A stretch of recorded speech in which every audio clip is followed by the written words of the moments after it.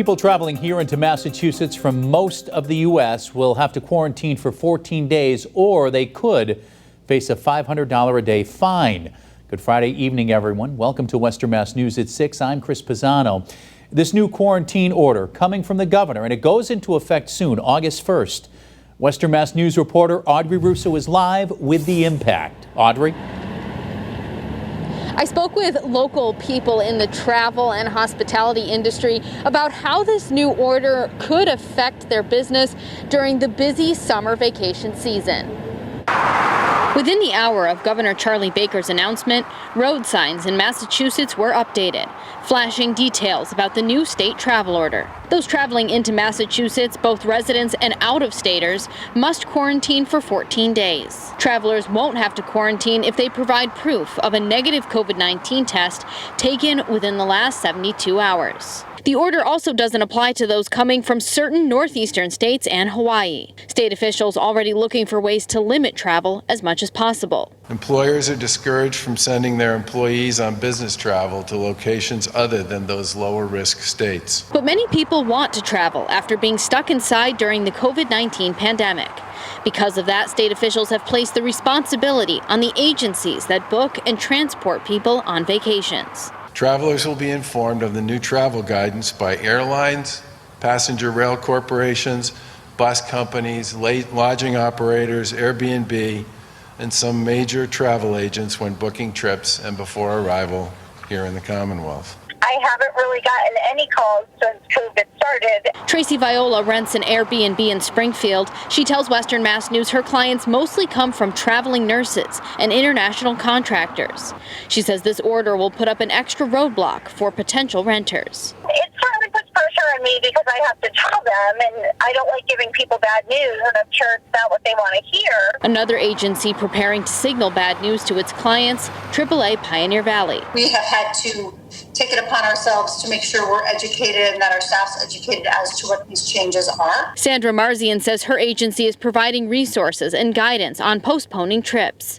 She says many travelers are choosing to book trips in 2021. Whether that fits COVID-19's plans, only time will tell. We're expecting to have a big travel year next year, assuming that things return to some level of normalcy.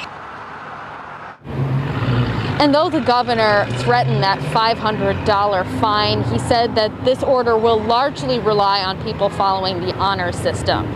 Those traveling into the state will have to fill out a form online. And one thing to note, certain people are exempt from this order. For example, those coming into Massachusetts for medical treatment and those in the military. More information on who is exempt and on that form that's needed to be filled out can be found on mass.gov. Live in Springfield, Audrey Russo for Western Mass News. Audrey, thanks for that live report. And now at 6, we have yet to receive the latest coronavirus case numbers from the Department of Public Health tonight. A not so different story than from Thursday. The Secretary of Health and Human Services, Mary Lou Sutters, she's expressing her frustrations this afternoon at new federal guidelines that she says is causing the hours-long delay. Yesterday, we experienced significant challenges in providing our public dashboard as a result of the hastily announced new federal reporting requirements that just went into effect. I want to acknowledge the considerable frustration and administrative burden that all of our Massachusetts hospitals and the Department of Public Health have experienced to adjust internal reporting systems and establish new technical platforms to provide this expanded federal data. Secretary Sutters went on to say the Coronavirus Command Center is working nonstop to resolve any data accuracy and issues that may have occurred during this guideline change. Now for a story you'll see only here on Western Mass News. Earlier this week, we told you about the new vote-by-mail ballots that are coming to your doors. Well, since then, viewers have been reaching out to Western Mass News with problems they've been experiencing. Western Mass News reporter Lindsay Kane joins us live in Springfield with more on that. Lindsay. Chris, one local woman says she received 2 forms, one for her and one for a previous resident. A local expert says it's important to know what to do if this happens to you. It really upset me because that is an open door for fraud. Viewers have been contacting Western Mass News for help after experiencing some problems with the vote-by-mail application. The legislation passed in July to give voters the option to vote by mail or in person in both the primary and general election due to COVID-19 concerns. I got an application to vote by mail along with another application for the person who lived in my home. After reaching out to Western Mass News, Diana LaRue of Southwick took her story to Facebook and found she was not alone. They received applications for the people who lived in their home previously and no longer live there. And their names are still on the list of registered voters. With many viewers concerned about voter fraud after receiving multiple applications or applications for other people, the town clerk for West Springfield tells Western Mass News over FaceTime that the application should just be looked at as a tool to register early. The applications themselves don't necessarily represent a ballot, and it would be an act of voter fraud to sign it for someone else and return it, and under false pretenses, which is a serious crime.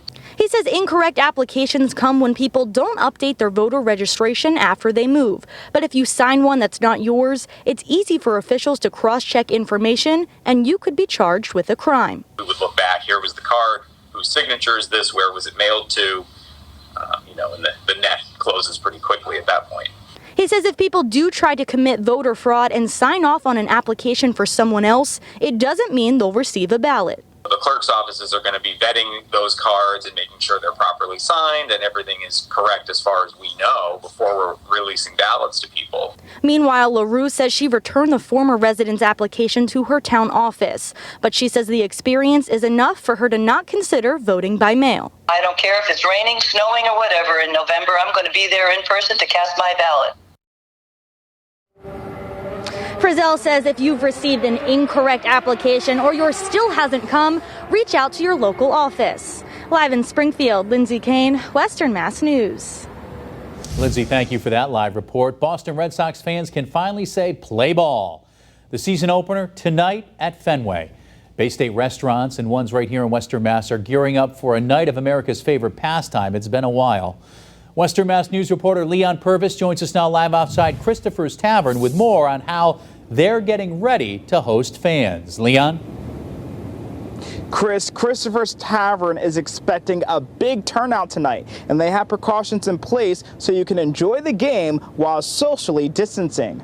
The Boston Red Sox home opener may not be exactly normal, as fans are not allowed inside Fenway Park due to coronavirus restrictions, so players won't hear fans cheering them on, and extra seating areas beyond the dugouts will ensure social distancing. Over at Christopher Tavern's restaurant, they don't want fans to be disappointed, so they hope people will come there to watch the game. We're pretty pumped up for it. It's going to be a great night. We're hoping to bring in a bunch of people in here, and it's going to be a sweet opening day. Employees and customers will be following state guidelines when it comes to safety and social distancing. We've actually measured out 6 feet between each table, and we've also put up safety plexiglass between the tables that we can't get 6 feet in between. And we're keeping the parties to a six-person maximum. Sean Gagan, a manager at Christopher's Tavern, says folks can come in, order food and drinks, and stay as long as they want. We actually don't have a time limit here, so we have plenty of tables, so we're hoping to have anybody come in and watch the whole game if they want. And Gagan says they're staffed for a busy night. Since it's a Friday night, we'll have 3 bartenders/servers on, and they actually rotate and go around the restaurant as is. The Boston Red Sox game starts at 7:30 tonight, and they'll face off against the Baltimore Orioles. Live in Springfield, Leon Purvis, Western Mass News.